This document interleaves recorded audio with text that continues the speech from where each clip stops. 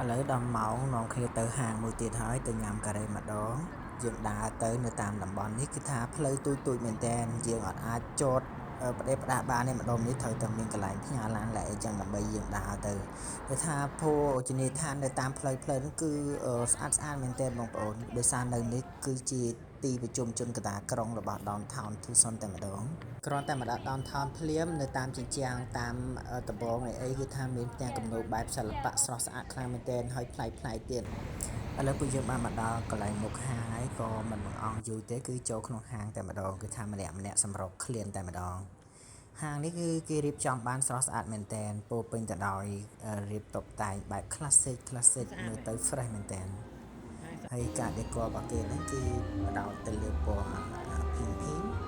ខ្ជូតមែនតើ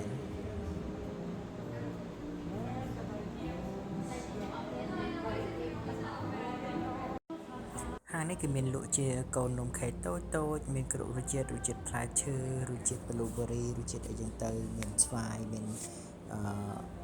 strawberry មានអាឡឹកមានអីគឺថាមានគ្រប់ម៉ូដគ្រប់ម៉ាក់មែនទែនហើយតំណមែនទែនបងប្អូនគេធ្វើរបៀបនេះ fresh វាមិនទុកយូរទេវាធ្វើឲ្យនំនឹងមានគុណភាពឆ្ងាញ់មែនទែនហើយក្រែមនៅនេះក៏ឆ្ងាញ់ដែរមានច្រើនរសជាតិមែនទែនរសជាតិរបស់វាមិនសូវផ្អែមពេកទេសទន់ល្មមឆ្ងាញ់បែបជក់ចិត្តដិតអារម្មណ៍តែម្ដង